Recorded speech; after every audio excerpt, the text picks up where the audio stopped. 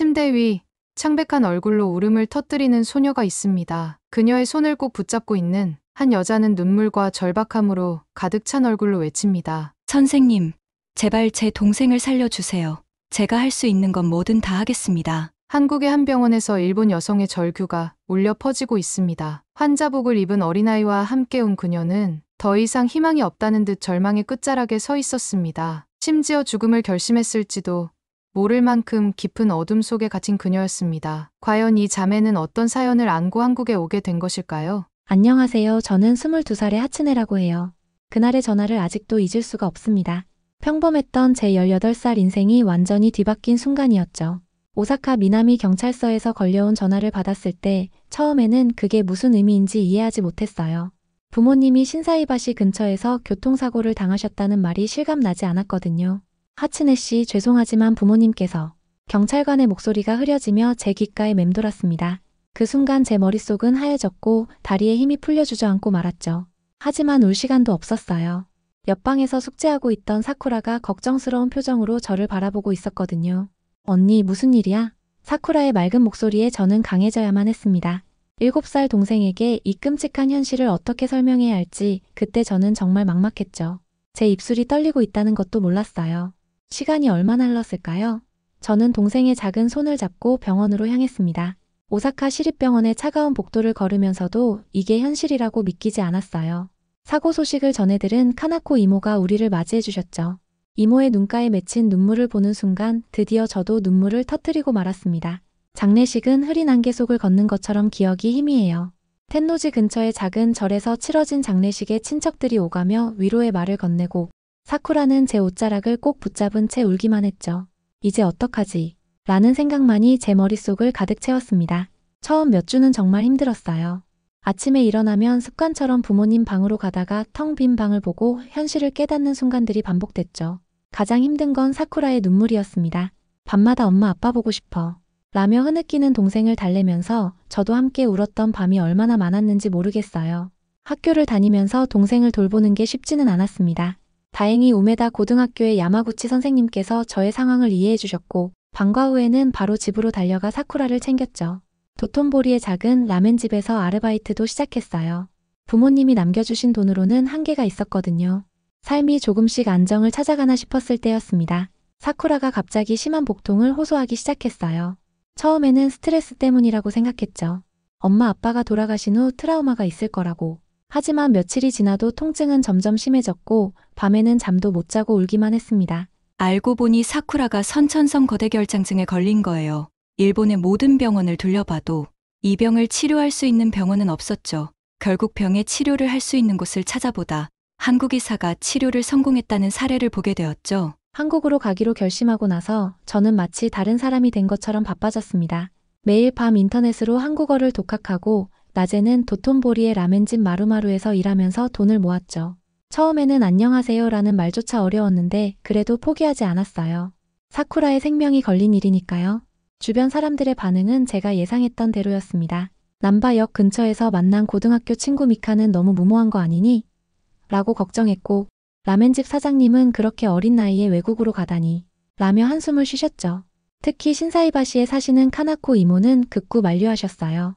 하츠네야, 네가 아직 어린데 어떻게 낯선 나라에서. 하지만 저는 물러설 수 없었습니다. 우메다의 작은 원룸에서 밤마다 통증에 시달리는 사쿠라를 보면서 제가 할 수 있는 모든 것을 시도해보지 않으면 후회할 것 같았거든요. 그래서 대답했죠. 이모, 걱정해주셔서 감사해요. 하지만 전 가야만 해요. 사쿠라를 살리기 위해서라면. 가장 큰 문제는 역시 돈이었습니다. 부모님이 남겨주신 남바 근처의 작은 아파트를 팔기로 했죠. 오사카성이 보이는 창가에서 보냈던 수많은 추억들, 벚꽃이 필 때면 항상 가족들과 함께 걸었던 그 거리들, 모든 것을 뒤로 해야 한다는 게 가슴 아팠어요. 마지막으로 집을 정리하던 날, 사쿠라는 자기 방벽에 그려놓은 그림들을 하나하나 사진으로 찍었습니다. 언니, 우리 여기 살았던 거 전부 기억할 수 있을까요? 그 말을 들으며 저는 꼭 참았던 눈물을 흘리고 말았죠. 물론이야, 사쿠라. 우리의 소중한 추억은 절대 잊지 않을 거야. 하지만 이제는 새로운 추억을 만들러 가야 해. 한국의 병원과 연락하는 과정도 쉽지 않았어요. 구글 번역기의 도움을 받아가며 서투른 한국어로 이메일을 보내고 때로는 영어로 번역해가며 의사소통을 했죠. 다행히 서울의 병원 측에서 친절하게 응대해 주셨고 새로운 수술 방법에 대한 희망적인 소식도 전해주셨습니다. 준비하는 동안에도 사쿠라의 상태는 계속 악화됐어요. 오사카 시립병원의 의사 선생님들도 더 이상 뾰족한 수가 없다고 하셨죠. 하지만 이제는 달랐습니다. 우리에게는 목표가 생겼으니까요. 사쿠라야, 조금만 더 참자. 곧 한국에 가서 좋은 치료를 받을 수 있을 거야. 저는 매일 밤 사쿠라의 이마에 키스하며 그렇게 말했어요. 비행기표를 예약하면서도 손이 떨렸습니다. 편도표만 끊었거든요. 언제 돌아올 수 있을지 모르니까요. 짐도 최소한으로 줄였어요. 사쿠라의 인형 몇 개와 옷까지, 그리고 부모님의 사진 앨범만을 챙겼죠. 나머지는 전부 정리해야 했어요. 우메다 고등학교에 자퇴서를 제출하러 갔을 때 야마구치 선생님께서는 한참을 말씀이 없으셨어요. 그러다 갑자기 저를 꼭 안아주시며 말씀하셨죠. 하츠네, 넌 정말 대단한 언니구나. 꼭 성공하길 바란다. 그 말씀에 저도 모르게 눈물이 났지만 금방 닦아냈습니다. 이제는 울 시간이 없었으니까요. 라멘집 마지막 근무날 사장님께서 특별히 2그릇의 라멘을 만들어주셨어요. 이게 내가 너희한테 해줄 수 있는 마지막 선물이다. 사쿠라는 오랜만에 맛있게 먹었죠. 그동안 음식을 제대로 먹지 못했는데 그날만큼은 달랐어요. 마지막으로 오사카성에도 다녀왔습니다. 어릴 적부터 가족들과 함께 꽃구경을 하던 곳이었죠. 벚꽃은 이미 지고 없었지만 성벽을 따라 걸으며 추억을 하나하나 되새겼어요. 사쿠라는 돌담에 기대어 먼 하늘을 바라보더니 말했습니다. 언니, 우리 꼭 다시 와요.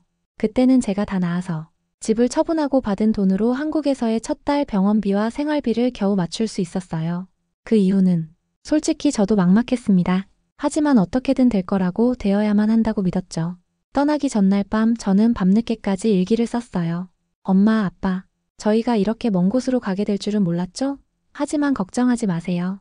제가 꼭 사쿠라를 지킬게요. 우리 둘 다 건강하고 행복하게 지내다가 돌아올게요. 그때는 꼭 웃으면서 돌아올게요.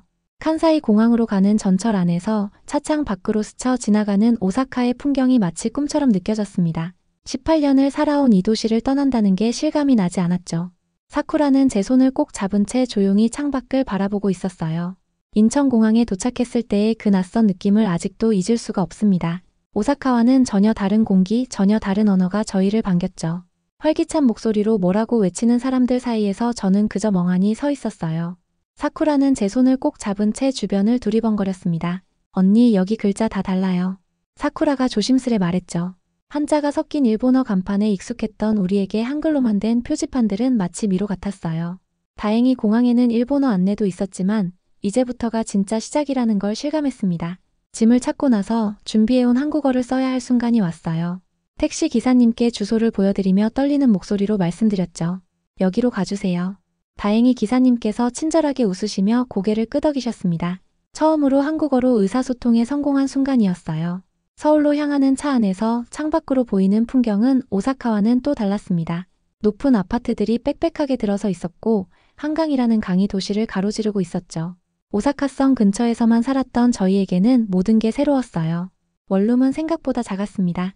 오사카의 우리 집 절반도 안 되는 크기였죠. 하지만 병원과 가깝다는 게 정말 다행이었어요. 사쿠라는 지친 기색도 없이 이것저것 구경하며 신기해했습니다. 언니, 창문으로 보이는 저 큰 건물이 병원이에요? 첫 병원 방문날 저는 정말 긴장했어요. 번역기를 들고 갔지만 의료 용어는 번역이 제대로 되지 않았거든요. 다행히 김 원장님은 일본어가 조금 가능하셨습니다. 사쿠라의 상태를 꼼꼼히 살펴보시더니 희망적인 말씀을 해주셨죠. 수술이 필요하지만 성공 가능성이 높습니다. 걱정하지 마세요. 하지만 현실은 그리 순탄치 않았어요. 외국인이라 보험 처리가 쉽지 않았고 병원비는 예상보다 훨씬 더 많이 들었습니다. 저는 밤에는 병원에서 사쿠라를 간호하고 낮에는 근처 편의점에서 아르바이트를 시작했어요. 한국어를 제대로 못하는 외국인을 써주신 것만 해도 정말 감사했죠. 점장님은 제가 일하는 틈틈이 한국어도 가르쳐 주셨습니다. 하츠네 씨, 오늘은 어서오세요를 배워볼까요? 점장님의 따뜻한 가르침 덕분에 조금씩 한국어가 늘어갔어요. 손님들도 서툰 제 한국어를 너그럽게 받아주셨죠. 가끔은 오사카에서 왔다는 걸 아시고 일본어로 말씀해 주시는 분들도 계셨고요. 수술 날짜가 다가오면서 사쿠라는 점점 불안해했습니다. 밤마다 악몽을 꾸고 울기도 했죠. 언니, 저 무서워요. 그럴 때마다 저는 사쿠라를 꼭 안아주며 말했어요. 괜찮아, 언니가 여기 있잖아. 이제 곧 나을 거야. 하지만 솔직히 저도 두려웠습니다. 이 선택이 정말 옳은 걸까? 하는 의심이 들 때도 있었죠. 수술이 끝나고 3주째 되는 날이었습니다. 사쿠라가 처음으로 혼자 힘으로 병실 복도를 걸었어요. 아직은 천천히 조심조심 걸어야 했지만 그래도 혼자 걷는 모습을 보니 눈물이 났습니다. 김 원장님은 회복 속도가 예상보다 훨씬 빠르다고 하셨어요. 하츠네 씨, 이제 퇴원을 준비해도 될 것 같네요. 김 원장님의 말씀에 가슴이 덜컥 내려앉았어요. 병원에 있는 동안은 의료진들이 계셔서 안심이 됐는데 이제 저 혼자 사쿠라를 돌봐야 한다고 생각하니 두려웠거든요. 하지만 이제는 진짜 새로운 시작을 해야 할 때였습니다. 퇴원하고 우리가 살 곳을 알아보는 게 첫 번째 과제였어요. 지금까지는 병원 근처 고시원에서 지냈지만 이제는 사쿠라와 함께 살 집이 필요했거든요. 다행히 병원 간호사 선생님이 소개해주신 부동산 아저씨가 친절하게도 반지하 원룸을 구해주셨습니다. 처음 집을 봤을 때는 많이 실망했어요. 오사카에서 살던 집에 비하면 너무 좁고 햇빛도 잘 들지 않았거든요. 하지만 월세가 싸고 병원과도 가까워서 지금으로서는 최선의 선택이었습니다. 사쿠라는 오히려 신이 났더군요. 언니, 우리 집이에요. 우리만의 집. 집을 구하고 나서는 생활비를 벌어야 했습니다. 낮에는 편의점에서 일하고 저녁에는 일본어 학원에서 청소 아르바이트를 시작했어요. 학원장님이 제 사정을 아시고는 청소하는 대신 일본어를 가르칠 기회를 주시겠다고 했습니다. 하츠네 씨, 발음이 좋으니까 회화 수업 보조 선생님으로 일해보는 게 어떨까요? 그 말씀을 듣고 처음으로 제 미래에 대해 진지하게 생각해보게 됐어요. 오사카에서는 그저 살아남기에 급급했는데 이제는 꿈을 꿀 수 있게 된 것 같았습니다. 사쿠라도 큰 변화가 있었어요. 퇴원 한 달 후 근처 초등학교에 입학하게 됐거든요. 처음에는 언어도 안 통하고 친구도 없어서 걱정했는데 아이들은 어른과 달랐습니다. 금세 친구들과 어울리기 시작했고 한국어도 저보다 빨리 배워갔어요. 언니, 오늘은 수학시험에서 100점 받았어요. 사쿠라가 학교에서 돌아와 자랑할 때면 가슴이 뭉클했습니다. 병원에 누워만 있던 동생이 이제는 친구들과 뛰어놀고 공부도 하고 이런 평범한 일상이 얼마나 감사한지 모르겠어요. 사쿠라의 학교 생활이 자리를 잡아가던 때였습니다. 6개월 차 정기검진을 하러 병원에 갔는데 김 원장님께서 뜻밖의 말씀을 하셨어요. 이제는 3개월에 한 번만 와도 될 것 같네요. 회복이 정말 잘 되고 있어요. 그 말을 들은 사쿠라가 깜짝 놀라서 물었죠. 정말이요? 제가 이제 많이 나아진 거예요? 김 원장님은 따뜻하게 웃으시며 사쿠라의 머리를 쓰다듬어 주셨어요. 그래, 네가 이렇게 씩씩하게 잘 견뎌줘서 고마워. 병원을 나오면서 사쿠라가 갑자기 멈춰섰습니다. 언니, 나 결심했어요. 나중에 커서 꼭 의사가 될 거예요. 나처럼 아픈 어린이들을 돕고 싶어요. 그 말을 듣는데 가슴 한켠이 뭉클해졌어요. 이제는 미래를 꿈꿀 수 있을 만큼 우리 사쿠라가 건강해졌다는 게 실감이 났거든요. 그 즈음 병원에서는 같은 병을 앓는 다른 어린이들도 늘어나고 있었습니다.